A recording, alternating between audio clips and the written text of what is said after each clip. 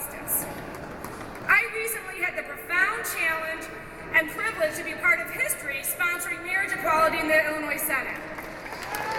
Now, this long overdue fundamental human right took a shocking amount of policy and political work by a broad number of folks in the state of Illinois to get it done. From my first row seat, I can tell you that Carol was a driving force in strategy. And naturally, we made missteps. We had delays, as we all know. And Carol was there not only to say white liberals have no power, but more importantly, to help us reposition it for future success. And Carol has been cutting a path towards marriage equality her entire career, and in environments that have not always been so open and welcoming as the world we live in today. After she was Human Services Commissioner, or worked in Human Services for the city of Chicago, she became a state senator where she has a remarkable legacy.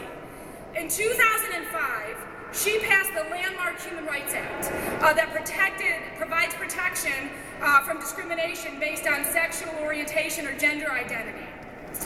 She's also led the charge to ensure that all kids in Illinois have health care coverage, way ahead of the national curve. And Carol, during her tenure in the Senate, she helped secure $5 million in state dollars to help the nascent Center on Halsted come to life. Carol's uncanny ability to marry progressive policy with politics made all this happen. And this is an art not often mastered by progressives. And Carol gently schools those of us who are not as gifted in this art. As a relative newbie to politics, when I ask her for input and idea, she will say, "Are you sure?" When what she really means is, "Are you crazy?" Or when we were working on marriage equality, and she would ask, kindly, "Have you reached out to so-and-so?" When she's clearly thinking, "Do you not know who can actually help on this? Are you an idiot?" To know Carol is to love her, is to learn from her, it is to fear her a little bit, and it is ultimately to deeply, deeply respect her. I cannot thank her enough for doggedly bending the arc towards justice for all of us, and for her unending humor, intensity, and determination to mentor those of us who want to continue on in her work. So sorry, Carol. Thanks to you, liberals do actually have power. So please join me in directing your attention to the video screens to honor Carol Ronen.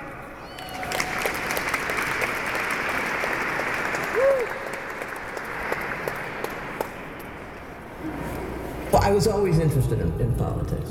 My undergraduate degree is in political science, volunteered in campaigns over the years, and then in 1991, I became deputy campaign manager for Mayor Daley's re-election campaign.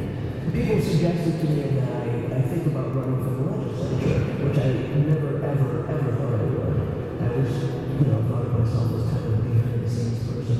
I decided to do it. I ran against incumbent and got extremely strong support from lots of people from the gay and lesbian community, which made a huge difference in my election. Carol isn't someone that needs the limelight. She doesn't need to be seen particularly to do something.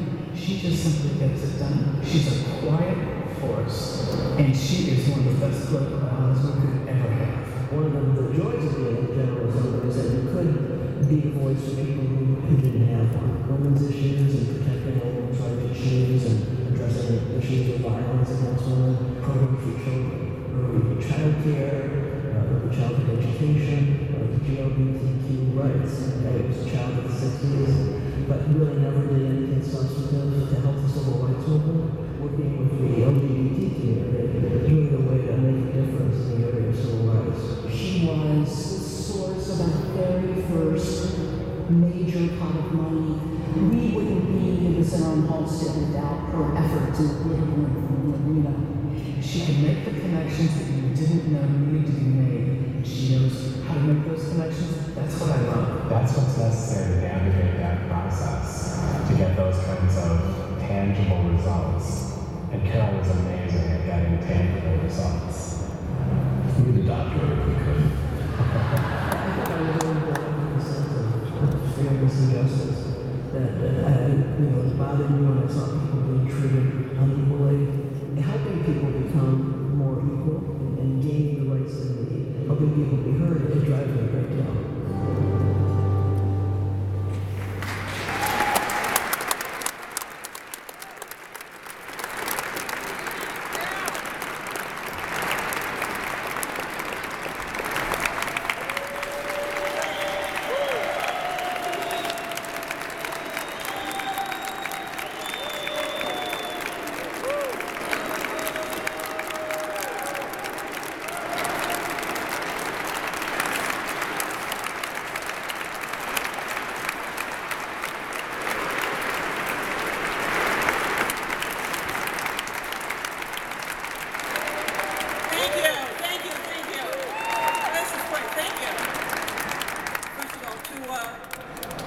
Let me just accept the adoption right now. I'm all for it. Get the papers to me. My lawyer is sitting at my table. Heather, thank you so much for introducing me, for being such a great friend, such a great senator. And on behalf of everybody, we want to thank you for being the lead sponsor of equal marriage. You made everything possible. So thank you, Heather. And join me in thanking Representative Greg Harris and Kelly Cassidy, the lead sponsors in the House who work together. Thank you to both of you. And Governor Quinn, we are honored by your presence.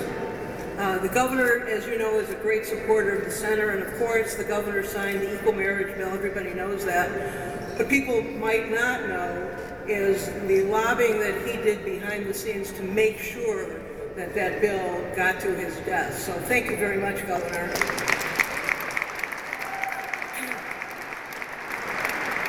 But thank you to my family and friends who are here tonight, especially my sister Roseanne, who really fits in both those categories.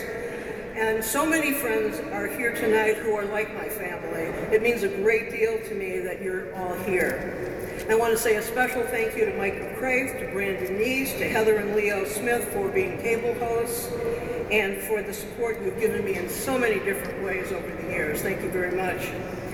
And I want to also, tonight, congratulate the other awardees. I'm really honored to be in your company here tonight. Our theme tonight is celebrating momentous times and events. And these last decades have clearly been momentous, and in no small measure because of so many of you who are in the room. I really am in awe of this community and all that you've accomplished. AIDS funding and research did not just happen. You struggled, you fought.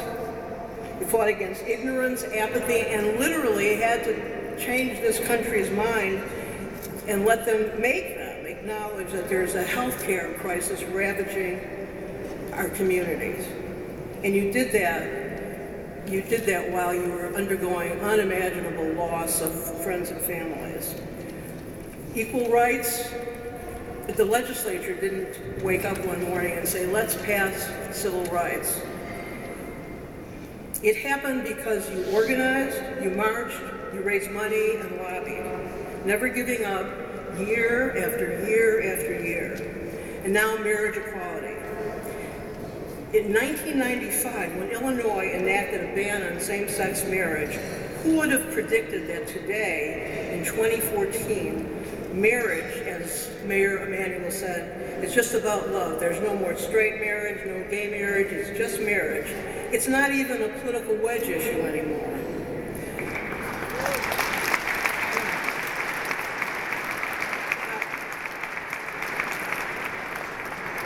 All of these things were accomplished and the world was changed because of your commitment and hard work, by living your lives out loud, raising children, being good neighbors, building the center on Halsted. You changed laws, and you change society's perception about love, marriage, and what equal protection under the law really means.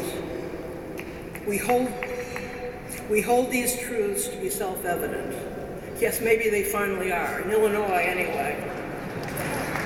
What an honor and a privilege it has been for me to work with you and to be a small part of these momentous achievements. When I think of my years as an elected official, working for equal rights is one of the things of which I am most proud. Thank you for being here tonight. Thank you for this very, very special award. And thank you for what you do for the Center on Halsted.